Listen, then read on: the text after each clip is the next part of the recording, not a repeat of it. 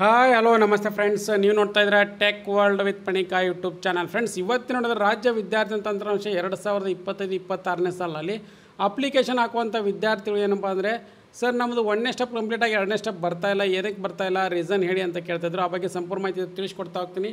ತಪ್ಪು ಸ್ಕಿಪ್ ಮಾಡೋದು ಪೂರ್ತಿಯಾಗಿ ನೋಡಿ. ಹಾಗೆ ನಿಮಗೆ ಎಷ್ಟಾದರೆ ಒಂದು ಲೈಕು, ಶೇರು, ಸಬ್ಸ್ಕ್ರೈಬ್ ನೋಡಿ. ಫ್ರೆಂಡ್ಸ್, 2025-26ನೇ ಸಾಲಿನ ಮುಖಾಂತರ ಅರ್ಜಿ ಸಲ್ಲಿಸುವಂಥ ಮೆಟ್ರಿಕ್ ನಂತರದ ವಿದ್ಯಾರ್ಥಿಗಳಿಗೆ ಈಗ ಆಲ್ರೆಡಿ PUC ವಿದ್ಯಾರ್ಥಿಗಳದ್ದು ಕಂಪ್ಲೀಟ್ ಡೇಟಾ ಫ್ರಮ್ ಅವರು ಯಾವ್ಯಾವ ಕಾಲೇಜಿಗೆ ಅಡ್ಮಿಷನ್ ಮಾಡಿ ಓದ್ತಾ ಇದ್ದಾರೆ ಅವರೆಲ್ಲ ಡೀಟೇಲ್ಸ್ಗಳು ಕೂಡ PU ಬೋರ್ಡಿಂದ SSP ಡೇಟಾಬೇಸ್ಗೆ ಅಪ್ಲೋಡ್ ಆಗಿ ಅವರೆಲ್ಲ ರಿಜಿಸ್ಟರ್ ನಂಬರ್ ಹೊಡೆದಾಗ ಅವ್ರ ಡೇಟಾಗಳು ಫೆಚ್ ಆಗ್ತಾ ಇದ್ದಾವೆ. ಬಟ್ ಅದೇನಪ್ಪ ಅಂದರೆ ಇನ್ನೂ ITIಗಳು ಇರ್ಬೋದು, ಡಿಪ್ಲೊಮಾ ಇರ್ಬೋದು, ಮತ್ತು BTech ಇರ್ಬೋದು, ಹಾಗೆ BA, ಆಮೇಲೆ ಇಂಜಿನಿಯರಿಂಗ್ ಇರ್ಬೋದು, ಆಮೇಲೆ ನಾರ್ಮಲ್ UCMS ಇರ್ಬೋದು. ಸೊ ಎಲ್ಲರ ಕಡೆಯಿಂದ ಏನಪ್ಪ ಅಂದರೆ ಯಾರ್ಯಾರು ವಿದ್ಯಾರ್ಥಿ ಅರ್ಜಿ ಸಲ್ಲಿಸ್ತಾ ಇದ್ದಾರೆ, ಸೊ ಅವರು ಡೇಟಾ ಫೆಚ್ ಆಗಿದೆ ಅಂದರೆ ಅರ್ಥ ಅವ್ರ ಡೇಟಾಗಳು ಎಲ್ಲ SSPಗೆ ಫಾರ್ವರ್ಡ್ ಆಗಿದ್ದಾವೆ ಅಂತ ಅರ್ಥ.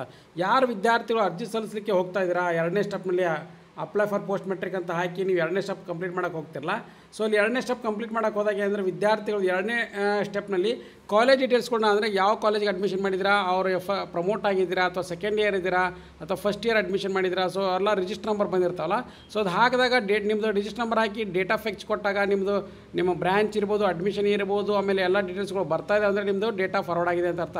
ಒಂದು ವೇಳೆ ಬಂದಿಲ್ಲ ಅಂದರೆ ನಿಮ್ಮ ಕಾಲೇಜಿನಲ್ಲಿ ಕೇಸ್ ವರ್ಕರ್ ಇರ್ತಾರೆ, ಸೊ ಅವ್ರು ಕೇಸ್ ವರ್ಕರ್ನ ಏನು ಮಾಡ್ಬೇಕಂದ್ರೆ, ಸೊ ಅವರು ನಿಮ್ಮ ಡೇಟಾಗಳನ್ನು ಫೆಚ್ ಮಾಡಲಿಕ್ಕೆ ಎನೇಬಲ್ ಮಾಡಬೇಕಾಗತ್ತೆ. ಅವ್ರಿಗೊಂದು ಲಾಗಿನ್ ಪಾಸ್ವರ್ಡ್ ಕೂಡ ಕೊಟ್ಟಿರ್ತಾರೆ. ಸೊ ಅದು ಎಲ್ಲಿರುತ್ತಪ್ಪ ಅಂದರೆ ಕಾಲೇಜ್ ಇನ್ಫಾರ್ಮೇಷನ್ ಸಿಸ್ಟಮ್ ಅಂತ ಒಂದು ಟ್ಯಾಬ್ ಕೂಡ ಇರುತ್ತೆ. ಅದನ್ನು ಪ್ರತಿಯೊಂದು ಕಾಲೇಜಿನ ಕೇಸ್ ವರ್ಕರ್ ಕೂಡ ಕೊಟ್ಟಿರ್ತಾರೆ. ಇಲ್ಲಿ ಕಾಣ್ತಾ ಅಂತ ಭಾವಿಸ್ತಾ ಇದ್ದೀನಿ, ಸಾಕಷ್ಟು ವಿದ್ಯಾರ್ಥಿಗಳು ಕೂಡ ಕೇಳ್ತಾಯಿದ್ರು, ಸರ್ ಕಾಲೇಜು ಮಾಹಿತಿ ವ್ಯವಸ್ಥೆನ ಎಲ್ಲಿ ಕೊಟ್ಟಿರ್ತಾರೆ ಮತ್ತು ಏನಂತ ಇಲ್ಲಿ ಕೊಟ್ಟಿರ್ತಾರೆ ನೋಡಿ ಫ್ರೆಂಡ್ಸ್. ಸೊ ಇಲ್ಲಿ ಏನಪ್ಪ ಅಂದರೆ ಪ್ರತಿಯೊಂದು ಕಾಲೇಜಿಗೆ ಕೂಡ ಒಂದು ಲಾಗಿನ್ ID ಕೊಟ್ಟಿರ್ತಾರೆ, ಪಾಸ್ವರ್ಡ್ ಕೂಡ ಕೊಟ್ಟಿರ್ತಾರೆ, ಹಾಗೆ ಕಾಂತರ ಕ್ಯಾಪ್ಚರ್ ಕೋಡ್ನ ಕೊಟ್ಟರು ಎಂಟ್ರಿ ಮಾಡ್ಕೊಂಡಾಗ ಎಲ್ಲ ಕಾಲೇಜ್ ಓದ್ತಾ ಇರ್ತಕ್ಕಂಥ ಡೀಟೇಲ್ಸ್ಗಳು ಎಲ್ಲ ವಿದ್ಯಾರ್ಥಿಗಳು ಯಾರು ಅಪ್ಲಿಕೇಶನ್ ಹಾಕಿದರೆ, ಯಾರು ಅಪ್ಲಿಕೇಶನ್ ಹಾಕಿಲ್ಲ, ಅಪ್ಲಿಕೇಶನ್ ಹಾಕಿದಾಗ ಏನಾರು ಬಂದು ಎಲ್ಲ ಮಾಹಿತಿ ಕೂಡ ಇದರಲ್ಲಿ ಇರುತ್ತೆ. ಸೊ ಅವ್ರು ಜಸ್ಟ್ ಒಂದು ಸರಿ ಕ್ರಾಸ್ ವೆರಿಫೈ ಮಾಡ್ಕೊಂಡು ನಿಮ್ಮ ಡೇಟಾ ಇನ್ನೂ ಅಪ್ಲಿಕೇಶನ್ ಸಬ್ಮಿಟ್ ಮಾಡಿಲ್ಲ, ಎನೇಬಲ್ ಆಗಿಲ್ಲ ಅಂದರೆ ಅವ್ರು ಡೇಟಾ ಫಾರ್ವರ್ಡ್ ಮಾಡಬೇಕಾಗುತ್ತೆ. ಸೊ ಮಾಡಿದ್ರಂದರೆ ನಿಮ್ಮದು ಎಲ್ಲ ಡೇಟಾಗಳು ಬರ್ತಾಯಿದೆ, ನೀವು ಅಪ್ಲಿಕೇಶನ್ ಕೂಡ ಕಂಪ್ಲೀಟ್ ಮಾಡ್ಕೊಂಡು ಸಬ್ಮಿಟ್ ಮಾಡ್ಬೋದು. ಸೊ ಇದಕ್ಕಿನ್ನೂ ಅವಕಾಶ ಮಾಡಿ ಕೊಟ್ಟಿದ್ದಾರೆ. ಯಾಕಂದರೆ ಲಾಸ್ಟ್ ಡೇಟ್ ಕೂಡ ಇನ್ನೂ ಕೂಡ ಏನಪ್ಪ ಅಂದರೆ ವಿದ್ಯಾರ್ಥಿಗಳು ನವೆಂಬರ್ 30, 2025 ಕೂಡ ಕೊಟ್ಟಿರೋದ್ರಿಂದ ಇನ್ನೂ ಕೂಡ ಸಾಕಷ್ಟು ವಿದ್ಯಾರ್ಥಿಗಳು ಇನ್ನೂ ಕೂಡ ರಿಜಿಸ್ಟರ್ ನಂಬರ್ ಕೂಡ ಬಂದಿರೋದಿಲ್ಲ. ರಿಜಿಸ್ಟರ್ ನಂಬರ್ ಬಂದಿತ್ತಂದರೆ ಅವರೆಲ್ಲ ವಿದ್ಯಾರ್ಥಿಗಳು ಕೂಡ ಡೇಟಾ ಫೆಚ್ ಆಗುತ್ತೆ. ರಿಜಿಸ್ಟರ್ ನಂಬರ್ ಬಂದಿಲ್ಲ, ಡೇಟಾ ಫೆಚ್ ಆಗೋದಿಲ್ಲ. ಹಾಗಾಗಿ ಅಲ್ಪಸಂಖ್ಯಾತಗಳಿರ್ಬೋದು, ತಾಂತ್ರಿಕ ಶಿಕ್ಷಣ ಇಲಾಖೆ, ಆರ್ಯ ವೈಶ್ಯ ಹಿಂದುಳಿದ ಕಲ್ಯಾಣ ಇಲಾಖೆ ವಿದ್ಯಾರ್ಥಿಗಳು ನಿಮ್ಮ ರಿಜಿಸ್ಟರ್ ನಂಬರ್ ಬಂದಿದೆ ಅಥವಾ ಇಲ್ಲ ಒಂದು ಸರಿ ಕನ್ಫರ್ಮ್ ಮಾಡಿಕೊಂಡು ಆಫೀಸಿಗೆ ಭೇಟಿ ಕೊಟ್ಟು, ಸೊ ಅದು ಯಾವುದೇ ಕಾಲೇಜ್ಗಳು ಇರ್ಬೋದು, ನೀವು ಅಡ್ಮಿಷನ್ ಮಾಡಿ ಓದ್ತಾ ಇದ್ರೆ ಆ ಕಾಲೇಜಿನಲ್ಲಿ. ಯಾಕಂದರೆ ಈ ನೆಕ್ಸ್ಟ್ ಏನಪ್ಪ ಅಂದರೆ ಹಾಸ್ಟೆಲ್ ಅಪ್ಲಿಕೇಶನಿಂದ ಅಮೌಂಟ್ ಕೂಡ ಬಿಡುಗಡೆ ಮಾಡಿದ್ದಾರೆ, ವಿದ್ಯಾಸಿರಿ ಅಮೌಂಟು. ಹಾಗಾಗಿ ನಿಮಗೆ ರಿಜಿಸ್ಟರ್ ನಂಬರ್ ಕಂಪಲ್ಸರಿ ಬೇಕಾಗುತ್ತೆ ಮತ್ತು ಅಪ್ಲಿಕೇಶನ್ ಸಬ್ಮಿಟ್ ಆಗಿರಬೇಕಾಗುತ್ತೆ. ಅಪ್ಲಿಕೇಶನ್ ಸಬ್ಮಿಟ್ ಮಾಡಿ ಡೇ ಸ್ಕಾಲರ್ ಅಥವಾ ಹಾಸ್ಟೆಲರ್ ಅಂತ ಎಂಟ್ರಿ ಮಾಡಿರ್ತಿರಲ್ಲ, ಸೊ ಅವಾಗ ನಿಮ್ದು ಏನಪ್ಪ ಅಂದರೆ ಎನೇಬಲ್ ಮಾಡಿ ಕೊಟ್ಟಿರ್ತಾರೆ, ಅವಾಗ ಚೆಕ್ ಮಾಡ್ಕೊಳ್ಳೋಕ್ಕೆ ಅವ್ರು ಅನುಕೂಲ ಆಗುತ್ತೆ ಫ್ರೆಂಡ್ಸ್. ಯಾಕಂದರೆ ಅಲ್ಲಿವರೆಗೂ ಕೂಡ ನಿಮ್ಮದು ಅಪ್ಲಿಕೇಶನ್ ವೆರಿಫಿಕೇಷನ್ ಆಗೋದಿಲ್ಲ. ವೆರಿಫಿಕೇಷನ್ ಆಗಿ ನಿಮ್ಮದು ಅಪ್ಲಿಕೇಶನ್ ಸಬ್ಮಿಟ್ ಆದಮೇಲೆ ವೆರಿಫಿಕೇಷನ್ ಆಗಿತ್ತಪ್ಪ ಅಂದರೆ 2 ಅಂತ 3ನೇ ಅಂತ, ಸೊ ಅವಾಗ ಏನಪ್ಪ ಅಂದರೆ ವಿದ್ಯಾರ್ಥಿಗಳದು ಅಮೌಂಟು ಪ್ರೊಸೆಸಿಂಗ್ ಸ್ಟಾರ್ಟ್ ಆಗುತ್ತೆ. ಹಾಗಾಗಿ ಯಾರ್ಯಾರು ವಿದ್ಯಾರ್ಥಿಗಳು ರಿಜಿಸ್ಟರ್ ನಂಬರ್ ಬಂದಿಲ್ಲ, ತಪ್ಪದೆ ಬಂದಿಲ್ಲ ಅಂತ ಕಮೆಂಟ್ ಮಾಡಿ, ಬಂದಿತ್ತಂದರೆ ಎಸ್ ಬಂದಿದೆ ನಾನು ಅಪ್ಲೈ ಮಾಡಿದೆ ಅಂತ ಕೊಡಿ. ಹಾಗೆ ಯಾವುದೇ ಕಾರಣ ಕೂಡ ನಿಮ್ಮ ಬ್ಯಾಂಕ್ ಮ್ಯಾಪಿಂಗ್ ಕೂಡ ಮಾಡಿಸೋದನ್ನು ಮಿಸ್ ಮಾಡ್ಕೋಬೇಡಿ. ಯಾಕಂದರೆ ಆಧಾರ್ ಕಾರ್ಡು ಮತ್ತು ಬ್ಯಾಂಕ್ ಮ್ಯಾಪಿಂಗ್ ಎರಡೂ ಕೂಡ NPC ಮ್ಯಾಪಿಂಗ್ ಮಾಡೋದು ಕಂಪಲ್ಸರಿ ಮಾಡಿಕೊಟ್ಟಿದ್ದಾರೆ.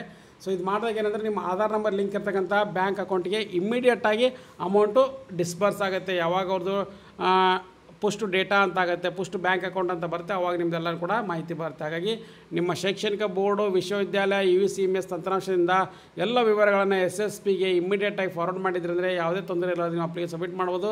ಒಂದು ವೇಳೆ ಮಾಡಿಲ್ಲ ಅಂದರೆ ನ್ಯಾಷನಲ್ ಅಕಾಡೆಮಿ ಡಿಪಾಸಿಟ್ ಇರ್ಬೋದು, ಶೈಕ್ಷಣಿಕ ಬೋರ್ಡು, ಯೂನಿವರ್ಸಿಟಿಯಿಂದ ಹಿಂದಿನ ವರ್ಷ ಫಲಿತಾಂಶ ಲಭ್ಯ ಇಲ್ಲ ಅಂದರೆ ಮಾತ್ರ ನಿಮಗೆ ತೊಂದರೆ ಆಗುತ್ತೆ ಅಂತ ಕೂಡ ಹೇಳ್ತಾ ಇದ್ದೀನಿ. ಸೊ ಹಾಗಾಗಿ ಸಾಕಷ್ಟು ವಿದ್ಯಾರ್ಥಿಗಳು ಸರ್ ನಮ್ಗೆ ಬರ್ತಾಯಿಲ್ಲ, ಏನಕ್ಕೆ ಬರ್ತಾರೆ ಅಂತ ಕೇಳ್ತಾಯಿದ್ರು, ಅದನ್ನು ತಿಳಿಸ್ಕೊಟ್ಟಿದ್ದೀನಿ ಫ್ರೆಂಡ್ಸ್. ಸೊ ಹಾಗಾಗಿ ನೀವು ಮೊದಲನೇ ಹಂತನ ಯಾವುದೇ ತೊಂದರೆ ಇಲ್ಲ ಸಬ್ಮಿಟ್ ಮಾಡ್ಕೊಳ್ಳಿ. 2ನೇ ಹಂತದಲ್ಲಿ ನಿಮ್ಮ ಕಾಲೇಜ್ ಡೀಟೇಲ್ಸ್ಗಳು ಮತ್ತು ರಿಜಿಸ್ಟರ್ ನಂಬರ್ ಕೂಡ ಬೇಕಾಗುತ್ತೆ. ಸೊ ಹಾಗಾಗಿ ಈ ಅಪ್ಡೇಟ್ನ ತಿಳಿಸ್ಕೊಟ್ಟಿದ್ದೀನಿ. ಸೊ ಇದು ಲೇಟೆಸ್ಟ್ ಆಗಿರ್ತಕ್ಕಂಥ ಅಪ್ಡೇಟು, ಸಾಕಷ್ಟು ಮಂದಿ ವಿದ್ಯಾರ್ಥಿ ಕೇಳ್ತಾಯಿದ್ರು, ತಿಳಿಸ್ಕೊಟ್ಟಿದ್ದೀನಿ. ಏನೋ ಡೌಟ್ ತಪ್ಪದೆ ಕಮೆಂಟ್ ಬಾಕ್ಸಲ್ಲಿ ಕಮೆಂಟ್ ಮಾಡಿ, ಹಾಗೆ ಇನ್ಸ್ಟಾಗ್ರಾಮನ್ನು ಫಾಲೋ ಮಾಡಿ, ಹಾಗೆ ಟೆಲಿಗ್ರಾಮ್ ಕೂಡ ಚಾನಲ್ ಜಾಯ್ನ್ ಆಗಿ ಅಂತ ಹೇಳ್ತಾ ಇದ್ದೀನಿ. And finally thanks for watching the video.